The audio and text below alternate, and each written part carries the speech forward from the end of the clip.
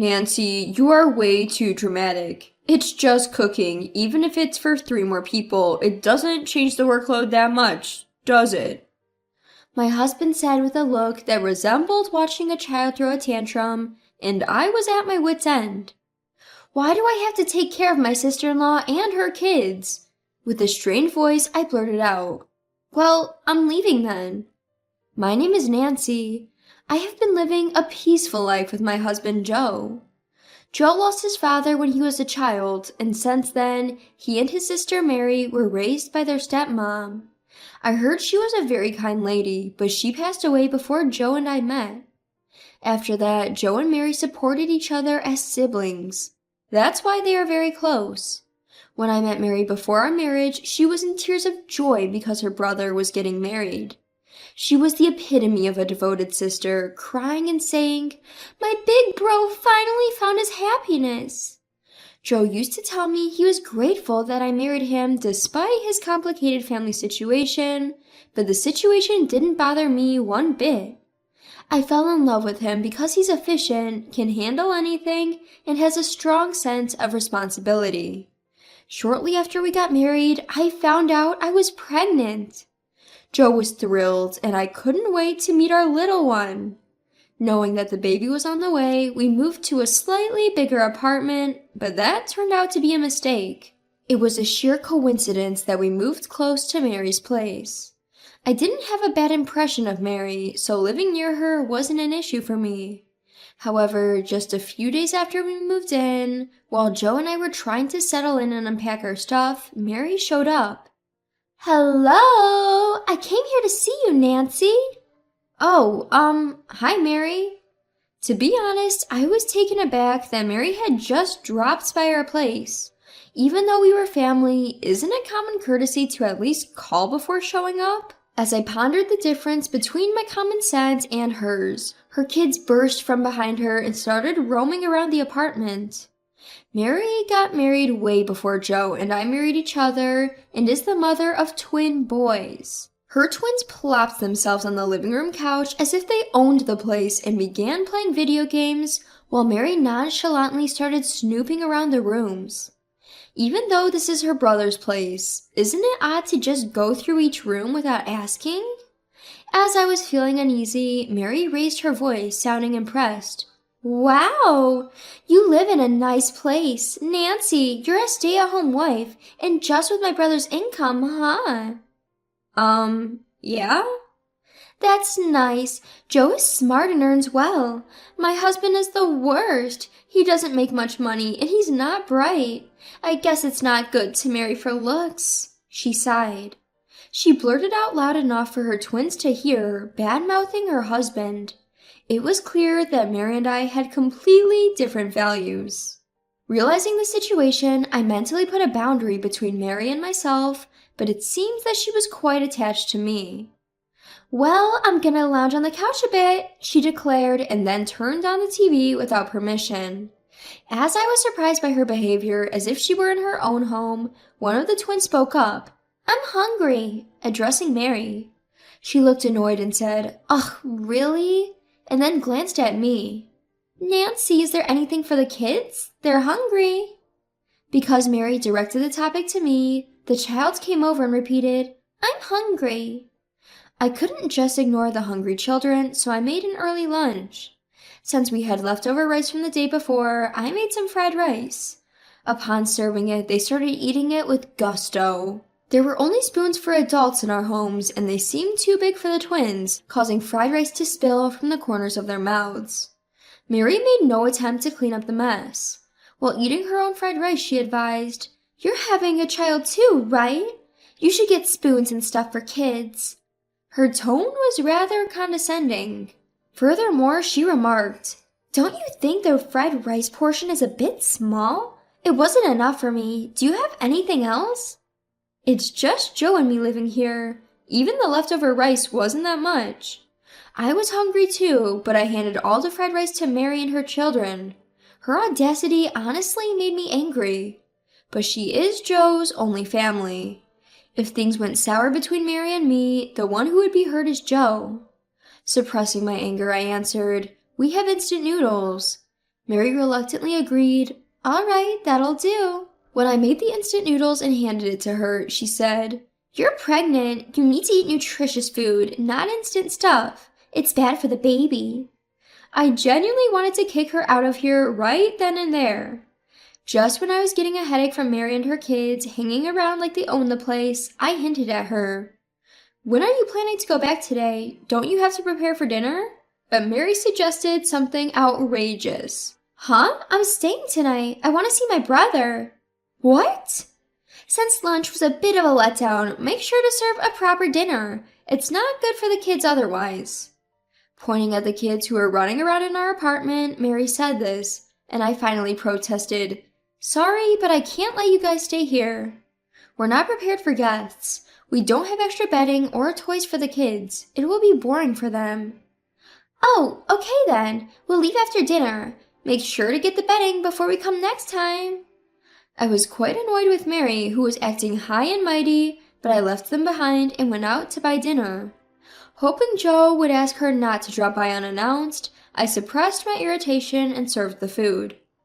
Joe came home while Mary and the children were eating dinner. Without surprise at her presence, Joe said, Oh, Mary, you're here, and joined us for dinner. Even after dinner, Mary and her kids lingered around for a while before finally leaving. That's when I finally told Joe about what happened today. The fact that Mary just suddenly showed up, how she threw me for a loop by demanding lunch out of the blue, and that she ordered me to buy bedding for them. After telling him everything, Joe gave a thoughtful, I see, and then responded with an answer I wasn't expecting. Well then, we need to buy it sooner rather than later. We should also consider buying one for children. Let's go buy them by car on our next day off. Wait, are you serious? Joe nodded as if it was the most natural thing in the world, leaving me feeling incredulous. Despite telling him how hard it has been with me being pregnant, why would he prioritize his sister's requests over mine? I told Joe, to be honest, I'm not thrilled with the idea of Mary showing up unexpectedly or staying over. It's a hassle and really stressful. Mary and I lost our parents, so we don't have a place to call home, and she probably sees this place like home and feels comfortable around you because you're her sister-in-law. Try to be understanding. Plus, you're going to be a mom soon, so it's good practice to care for kids. I guess you're feeling awkward because you're not close with her yet. You'll get used to it, just bear with it at first. Okay. The reason I reluctantly agreed was because I love Joe. There was a faint hope that if I could get along with Mary, maybe we could have peaceful days. On his next day off that week, he actually went to buy bedding. He also bought a lot of toys.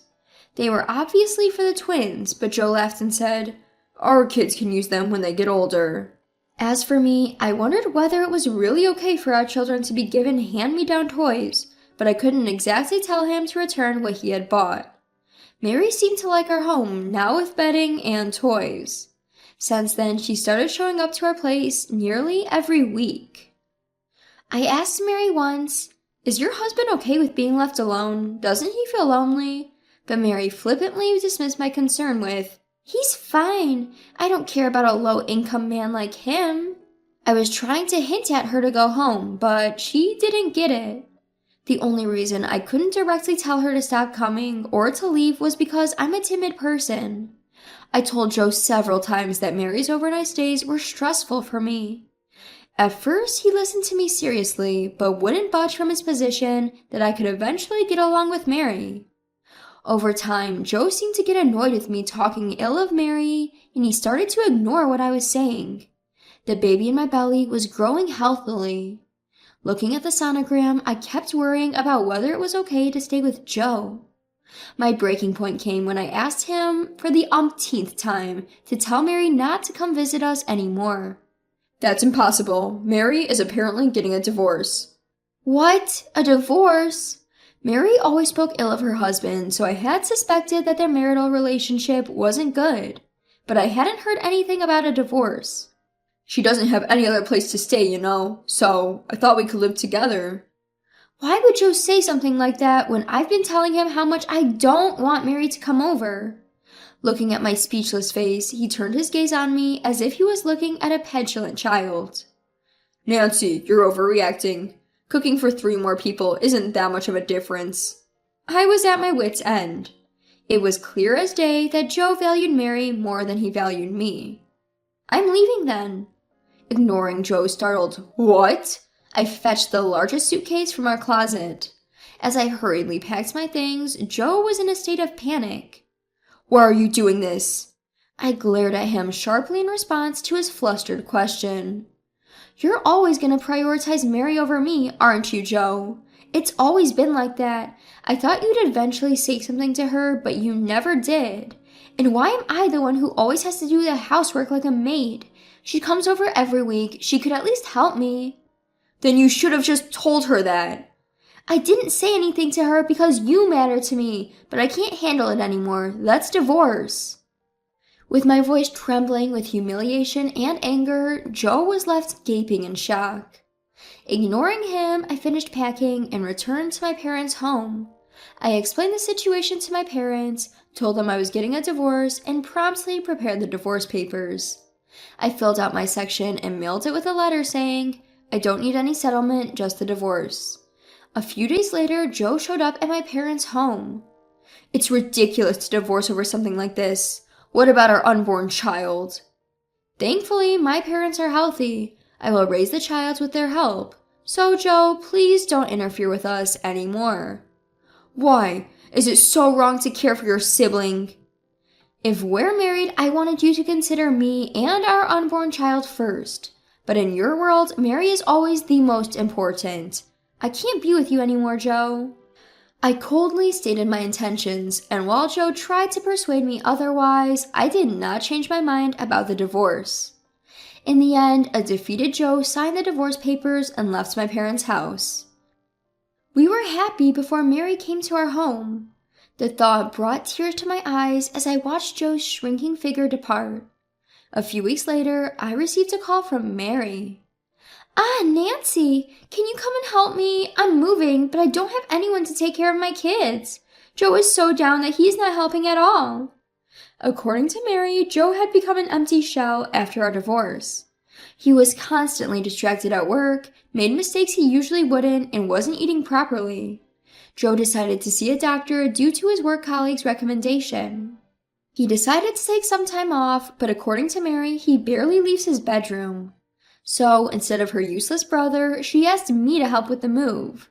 "Why should I have to help you?" "Huh? Well, you and I are sister-in-law. Plus, we got along pretty well, didn't we?" "We've never gotten along." On the other side of the phone, Mary seemed genuinely surprised, thinking that we were close. I had done my best to convey, "Go back to your place and don't come to our home," but it seems that feelings don't get across unless they're put into words. Regretting that I hoped she would understand, I laid out my feelings to Mary. "I may have married Joe, but I never intended to become your mother. I've asked you many times not to come over without calling. Why should I get along with someone who can't even respect that simple request?" "But I'm raising twins. It's hard, so it can't be helped." "If you had cooperated with your husband, wouldn't things have worked out? You found it bothersome to work with a disobedient husband and pushed everything onto me, right? I'm not a maid or anything. Do you really think I'd feel good about being treated like that? Imagine if you were in the same situation." Mary, seeming confused, countered, "But Nancy, aren't you my sister-in-law?" I sighed in response. "I divorced Joe, so you and I are complete strangers now. From now on, you and your brother should support each other and live together. We probably won't see each other again. Goodbye." After decisively ending the call, I blocked Mary's number. For a while, she continued to send me messages on WhatsApp telling me how hard her life was. Apparently, Joe spends his days crying, saying, "I wanted to see my kids," and the twins are in their mischievous phase. Mary seemed to be having a tough time taking on all the housework and parenting she had been neglecting. I was able to give birth to my baby safely. A healthy and adorable boy. For a while, I plan to rely on my parents, but once my child gets into daycare, I plan to go back to work. As a single mother, I was determined to raise him well. I will pour all my love into my son to make sure he never feels lonely without a father. "I'll make sure you're happy." Holding my finger with his tiny hand, he made me smile softly.